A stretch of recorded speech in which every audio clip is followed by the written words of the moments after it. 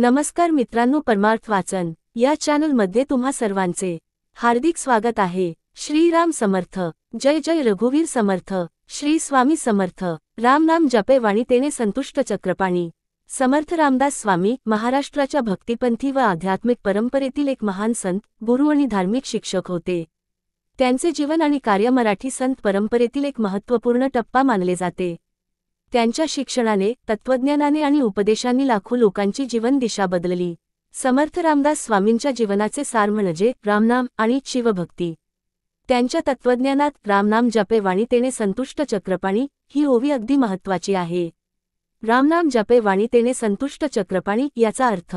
रामनाम जपे वाणी तेने संतुष्ट चक्रपाणी या ओवीचा अर्थ खूप गहन आणि महत्त्वपूर्ण आहे।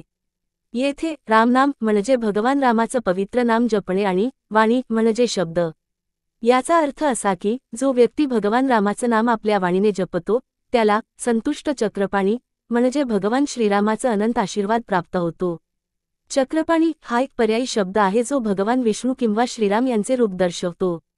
तो व्यक्ती शांती, समाधान आणि दिव्य कृपाशी पूर्ण होतो। समर्थ रामदास स्वामी यांचा विश्वास होता की रामनामाचा जप हे मानवतेच्या सुख शांतीचे कारण आहे।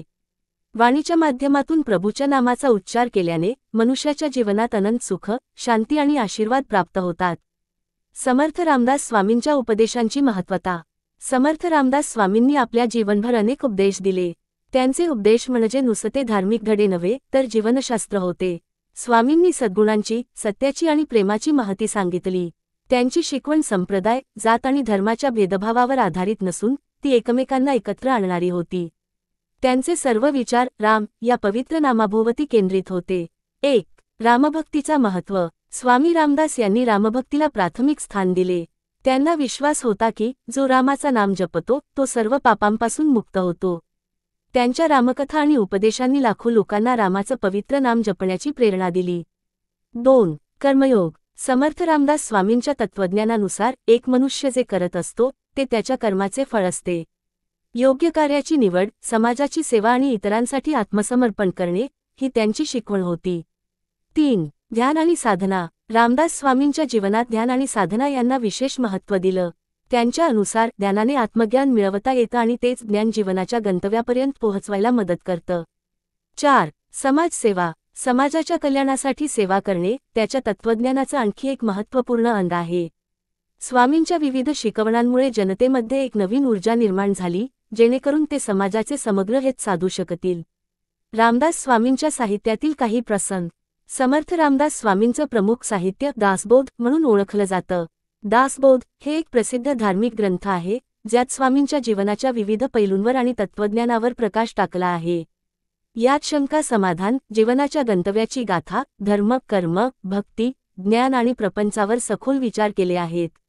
त्यांनी मनाचे शुद्धीकरण, संकल्पाची महती, योगाची विधी, रामकृष्ण यांचे अद्वितीय रूप याबाबतचे तत्त्वज्ञान व्यक्त केले आहे। दासबोधचे काही विशेष विचार। संतुष्टी। समर्थ रामदास स्वामींच्या अनुसार एक आत्मसंतुष्ट व्यक्तीच खरं सुखी असतो। त्यांचा विश्वास होता की बाह्य सुख, आनंद हे तात्पुरते असतात, परंतु मानसिक शांती व संतुष्टी हीच खरी स्थिरता आहे। स्वधर्माची जाण। त्यांच्या शिकवणीत प्रत्येकाला त्याच्या स्वधर्माची जाण होणं आवश्यक आहे। प्रत्येक मनुष्याला आपल्या कार्यात सन्मान, ईश्वरभक्ती आणि साधना ठेवून काम करावं लागेल। सत्संगाचं महत्त्व। स्वामींच्या अनुसार सत्यसाधनेत साधूंसोबतचा सत्संग अत्यंत महत्त्वपूर्ण आहे। योग्य मार्गदर्शन आणि ज्ञान हे सत्संगातच मिळू शकते।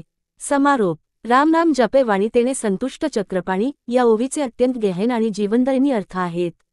स्वामी रामदास यांची शिकवण व त्यांचे तत्त्वज्ञान आजही लाखो लोकांच्या जीवनात वावरत आहे। त्यांच्या जीवनाचं मुख्य आशय म्हणजे राम या पवित्र नामाचा जप करा आणि जीवनात शांती, सुख व समृद्धी मिळवा। समर्थ रामदास स्वामींच्या कार्यामुळे मराठी समाज आणि भारतीय संत परंपरेला एक नवीन दिशा मिळाली। त्यांच्या जीवनाचा मागोवा घेतल्यावर आपल्याला एक चांगल्या मार्गावर जीवन जगण्याची प्रेरणा मिळते। मित्रांनो, हा व्हिडिओ आपणास आवडला असल्यास चॅनलला लाईक, सबस्क्राईब, कॉमेंट जरूर करा। श्रीराम समर्थ। जय जय रघुवीर समर्थ। श्री स्वामी समर्थ।